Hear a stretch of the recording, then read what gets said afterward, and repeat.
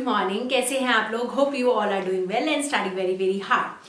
ठीक है, हम हेलोजन फैमिली कर रहे थे। ठीक, हमारा इंटर हेलोजन कंपाउंड रह गया था जो कि बहुत इंपॉर्टेंट है क्योंकि रिएक्शंस जो आती है ना वो इंटर हेलोजन कंपाउंड से आती है, या रिएक्टिविटी का ऑर्डर आता है वो इंटर हेलोजन कंपाउंड्स का आता है, जो अब हम आज करेंगे। ठीक है, तो सबसे पहले बात करते हैं कि इंटर हेलोजन कंपाउंड्स हैं क्या। देखो, इंटर हेलोजन का मतलब है आप दो हेलोजन मिले और उन्होंने एक कंपाउंड बना लिया। ठीक है, वो बाइनरी भी हो सकते हैं, टर्नरी भी हो सकते हैं। Binary in the sense of the ICL, ठीक है, IBR। ठीक है, तो इस तरीके के बाइनरी भी हो सकते हैं, टेनरी भी हो सकते हैं, जैसे ICl3। ठीक है, तो आज हम इसी के ऊपर बात करते हैं। ठीक है, देखो जो इंटर हेलोजन कंपाउंड्स हैं उनके हमारे जैसे जो भी दो हेलोजन्स मिलेंगे, जैसे ICl3 मैंने बताया आपको, है ना, ICl बताया मैंने आपको, IBR बताया मैंने आपको। ठीक है, तो ये होते हैं हमारे इंटर हेलोजन कंपाउंड्स। ठीक है, तो ये आप यहाँ से अपनी डेफिनेशन ले लेंगे। ठीक है, एक और बात, ये जो होते हैं they are very more reactive than their particular halogen. जैसे कि आयोडीन है, तो आयोडीन और अगर IBR को आप कंपेयर करने लग जाओगे कि रिएक्टिविटी किसकी ज्यादा है, तो इंटर हेलोजन कंपाउंड्स जो होते हैं ना they are more reactive than their native halogen. ठीक है, अब आते हैं सबसे इंपॉर्टेंट बात कि जैसे कि हमें ये कैसे पता चलेगा कि इनमें सेंट्रल एटम कौन है और सराउंडिंग एटम कौन है। केमिकल बॉन्डिंग की सेकेंड क्लास बहुत इंपॉर्टेंट क्लास है। ठीक है, उसको अगर नहीं देखा तो जरूर देखना। देखो, जो सेंट्रल एटम होता है ना वो डिसाइड करना बहुत इंपॉर्टेंट होता है, और सेंट्रल एटम की दो मेन खास बात होनी चाहिए। एक तो वो बिगर होना चाहिए क्योंकि उसे एकोमोडेट करना है साइड में सराउंडिंग एटम को, तो वो एक बिग होना चाहिए। सेकेंड, उसकी इलेक्ट्रोनेगेटिविटी बहुत कम होनी चाहिए, इलेक्ट्रोनेगेटिविटी लेस। तो सेंट्रल एटम को डिसाइड करने के लिए there are two factors, it should be big, second हमारा इलेक्ट्रोनेगेटिविटी लेस होनी चाहिए। तो अगर मैं हेलोजन्स लिखूं, fluorine, chlorine, bromine and iodine, तो आप क्या कहते हैं कौन से इसमें हमारा सेंट्रल एटम होना चाहिए? Obvious iodine, it is big, electronegativity कम है, ये भी होना चाहिए, ये भी होना चाहिए। फ्लोरीन कभी भी सेंट्रल एटम नहीं होगा, ये हमेशा ध्यान रखेंगे। तो अगर कहीं पे भी फ्लोरीन लगा हुआ है तो ये समझ लेना कि वो सराउंडिंग एटम है। ठीक है, इसी तरीके से अगर मुझे सराउंडिंग एटम चाहिए, ऑब्वियस सी बात है बहुत सारे एक सेंट्रल एटम है और साइड में मुझे सराउंडिंग एटम्स लगाने हैं, तो सराउंडिंग एटम्स कैसे होनी चाहिए? स्मॉल होनी चाहिए, इलेक्ट्रोनेगेटिविटी ज्यादा होनी चाहिए, तभी तो वो अट्रैक्ट करेगा। ठीक है, तो अगर हम इनमें अगर डिसाइड करें तो सराउंडिंग एटम हमारा आयोडीन नहीं होगा, फ्लोरीन हो सकता है, क्लोरीन हो सकता है और ब्रोमीन हो सकता है। ठीक है, अगर हम इनकी जनरल प्रिपरेशन की बात करें, general halogen inter halogen compounds कैसे प्रिपेयर किए जाते हैं, तो नॉर्मल हीट से होते हैं और जो भी उनका पर्टिकुलर हेलोजन है उनको हम ले लेते हैं। जैसे अगर हमें ICl बनाना है तो I2 + Cl2 हीट किया, आपका बन गया ICl। ठीक है, इसी तरीके से Cl2 फ्लोरीन, अगर आप उसको कम हीट करते हो तो ClF मिलता है। जैसे जैसे आप टेम्परेचर को इंक्रीज करते हो आपके फ्लोरीन बढ़ते चले जाते हैं, ClF3, ClF5। हमें पता है सराउंडिंग एटम फ्लोरीन हो सकते हैं और उनके नंबर भी ज्यादा हो सकते हैं, तो ये नंबर हमारे हो गए ज्यादा। अब आते हैं सबसे इंपॉर्टेंट कि कौन से टाइप्स है इंटर हेलोजन कंपाउंड्स के। देखो, देयर आर 4 टाइप्स के बना सकते हैं। कौन कौन से? AB3, मतलब सराउंडिंग एटम 3 हो जाए, सराउंडिंग एटम हमारे 5 हो जाए, सराउंडिंग एटम हमारे 7 हो जाए। तो they are 4 types of inter halogen compounds. और देखो ऑब्वियस सी बात है 7 है तो सराउंडिंग एटम होना चाहिए सबसे छोटा और सेंट्रल एटम होना चाहिए सबसे बड़ा, तो IF7 is the best example. ठीक है, इसी तरीके से यहाँ पे आए तो क्लोरीन, ब्रोमीन, आयोडीन ये हो जाएंगे सेंट्रल एटम, क्योंकि 5 नंबर पे बहुत ज्यादा होता है तो सिर्फ फ्लोरीन ही अवेलेबल है, तो ये हो जाएंगे हमारे AB5 के।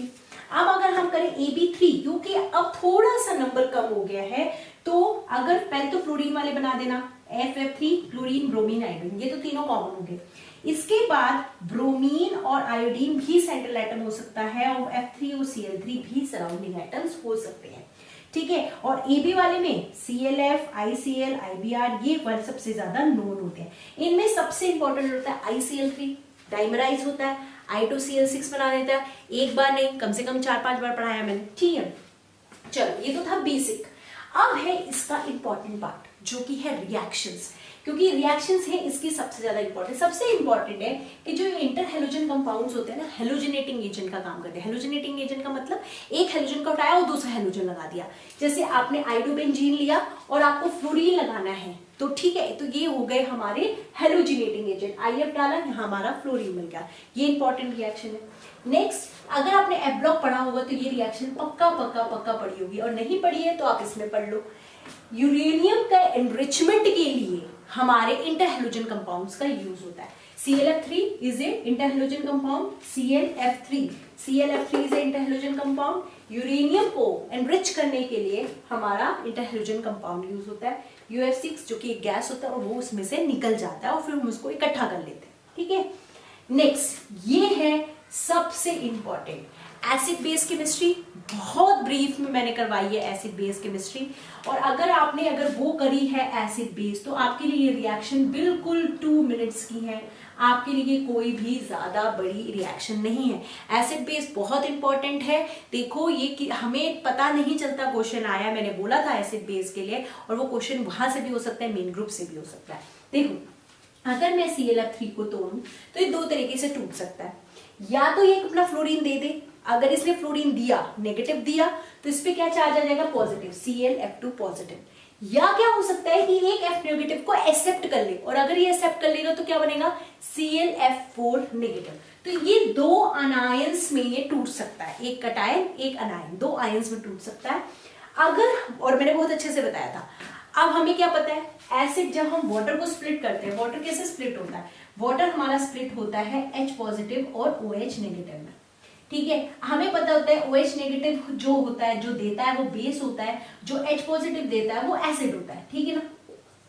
अब जो पॉजिटिव मतलब देगा, जो भी पॉजिटिव आयन बना रहा है, तो मतलब वो स्पीशीज क्या हो जाएगी मेरी, एसिड। मींस अगर मैंने ClF3 में A को डिसॉल्व किया और A ने अगर मेरा कैटायनिक पार्ट दे दिया, पॉजिटिव वाला पार्ट दे दिया, पॉजिटिव पार्ट मतलब याद कैसे रखेंगे, H+ होता है, पॉजिटिव दे दिया मतलब वो एसिडिक है। अगर वही स्पीशीज ने नेगेटिव वाला पार्ट दिया तो वो हमारा क्या हो जाएगा, वो जो स्पीशीज आई थी वो हमारी कैसे एक्ट करेगी, बेस की तरह। ये चीज मैंने वहां बहुत अच्छे से समझाई है, मैंने फिर भी इसमें यहाँ छोटा सा ब्रीफ कर दिया। तो इन द सेम वे, अगर मान लो KF है, NF है, NaF है, NOF है, मैंने इसे ClF3 के अंदर डाला, ठीक है। अब ये बताना है कि ये तीनों किसकी तरह एक्ट करेंगे, ये एक्ट करेंगे एसिड की तरह, बेस की तरह, पहला question. Second question, complete the following reaction. तो हमें पता है ये सारी स्पीसीज कैसे स्प्लिट करती है, K positive F negative, Na positive F negative, NaO positive F negative, ठीक है। अब ऑब्वियस सी बात है, they have given the F negative ion. अब F नेगेटिव अगर ये लोग दे रहे हैं तो ये क्या बनाएंगे, ClF4 नेगेटिव। मतलब आप लिख सकते हो K+ में सबको ये अगर एक जैसा लिख दूं, K+, Na+ और NO+, और इनका कॉमन क्या बन जाएगा, क्योंकि F नेगेटिव दे रहे हैं तो ये बन जाएगा ClF4 नेगेटिव, ClF4 नेगेटिव।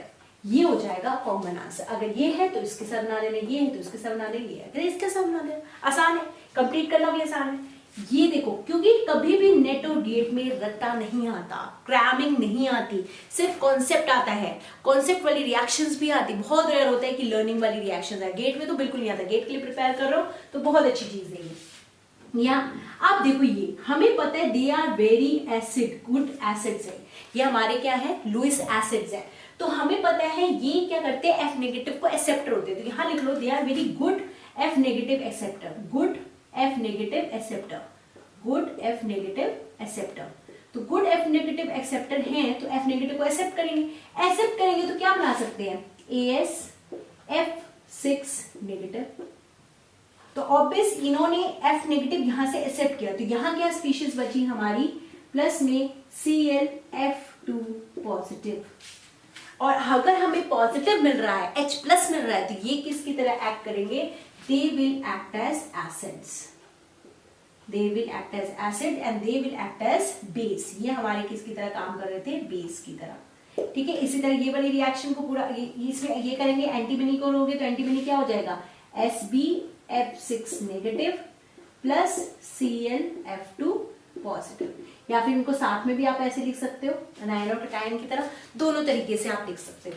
ठीक है, तो ये हमारे इन्होंने हमारा प्लस वाला पार्ट दिया जो कि सॉल्वेंट का प्लस पार्ट दोगा, तो ये किसकी तरह काम करेंगे, एसिड्स की तरह काम करेंगे। अब सेम ये रिएक्शंस खुद करके देखो, खुद कंप्लीट करो और उसके बाद यहाँ पे चेक करो। मैं साथ में कर रही हूँ, आप भी मेरे साथ में करेंगे। जैसे IF3 में आपने ये डाला, ये होता है tetra methyl ammonium ion, tetra methyl ammonium ion.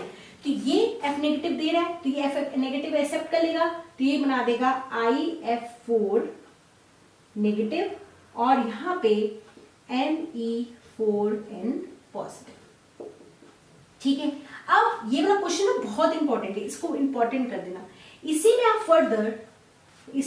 Further मैं थोड़ा सा ना रब कर देती हूँ ऊपर का पार्ट, बड़ा होश सा हो गया, ये हमारा बन गया। अब इसी में अगर हमने इसको फिर से डाला, इसको आपने फिर से डाल दिया, इसी वाले रिएजेंट को आपने फिर से डाला, तब हमारा क्या बनेगा, मैं बताऊंगी वाला क्वेश्चन कैसे पूछते हैं। अब ऑब्वियसली फिर से F नेगेटिव एक्सेप्ट करेगा, ये क्या बना देगा IF5 नेगेटिव और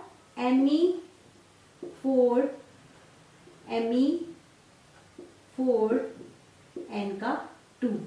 अब क्वेश्चन देखो क्या आता है, कहेगा when A reacts with B, हमारा ये प्रोडक्ट C क्या होगा, मतलब यहाँ पे रिएक्शन में यहाँ पे C भी होगा, फिर यहाँ मान लो ये D है, तो D हमारा क्या होगा, और उसमें जो मेरा अनायनिक पार्ट है उसकी ज्योमेट्री बता दो। तो पहले आपको ये आनी चाहिए ना, कंप्लीट करोगे तभी तो बताओगे।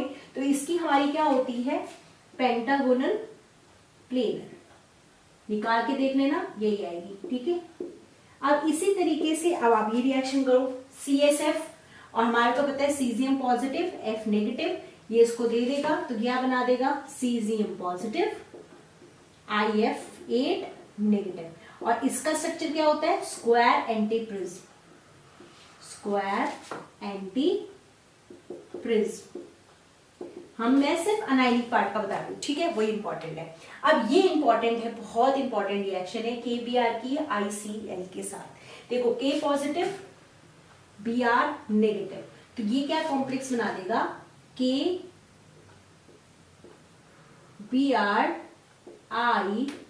ICl negative. अगर आप इसकी ज्योमेट्री निकालते हो तो इसकी ज्योमेट्री निकलती है ट्राइगोनल बाय पिरामिडल। क्या निकलती है, ट्राइगोनल बाय पिरामिडल। और अगर आप ट्राइगोनल बाय पिरामिडल ड्रॉ करते हो, आयोडीन हो गया सेंटर में, हमें पता है कि लोन पेयर ऑफ इलेक्ट्रॉन्स हमारे आते हैं इक्वेटोरियल पोजीशन पे, because they need a big place. ठीक है, यहां आपने डाला ब्रोमीन एंड Cl, तो ये क्या होता है, क्योंकि अनसिमेट्रिकल है और कोई भी स्पीशीज जब अनसिमेट्रिकल होती है वो काफी अनस्टेबल होती है, तो this species is very unstable. ये वाली अनस्टेबल होती है, तो ये यहीं पे रिएक्शन नहीं रुकती है, ये फर्दर ब्रेक करती है, ये फर्दर जो है रिएक्ट करती है। और किस तरीके से रिएक्ट कर सकती है कि KBr के साथ लग जाए, तो क्या बना दे KBr प्लस ICl, या फिर KI के साथ लग जाए KI प्लस BrCl, या ये हो सकता है KCl के साथ लग जाए KCl प्लस BrI। अब ये तीनों पॉसिबिलिटी है। अब कौन सी हो सकती है, देखो K और Cl ऑलमोस्ट सेम साइज के, यहाँ पे ये हेलोजन बढ़ता जा रहा है, पोटेशियम तो छोटा सा है, तो this reaction will be happened और ये दोनों रिएक्शंस नहीं होगी। तो अगर आपको इसका आंसर लिखना है तो ये आंसर होगा KCl प्लस BrI। अगर हम अब इसी की बात करें KCl प्लस ICl, देखो ये K पॉजिटिव, ये क्या बन जाएगा ICl2 नेगेटिव, क्या बन जाएगा ICl2 नेगेटिव। और अगर जब आप इसका स्ट्रक्चर देखोगे, क्योंकि अब यहाँ पे क्या आ जाएगा क्लोरीन एंड क्लोरीन, तो ये क्या है काफी स्टेबल, तो ये रिएक्शन फर्दर ना जाके सिर्फ यहीं पे रुक जाती है। ठीक है, तो रिएक्शन समझ में आ गई, खुद करोगे, एक बार और करोगे तो अपने आप याद हो जाएंगी।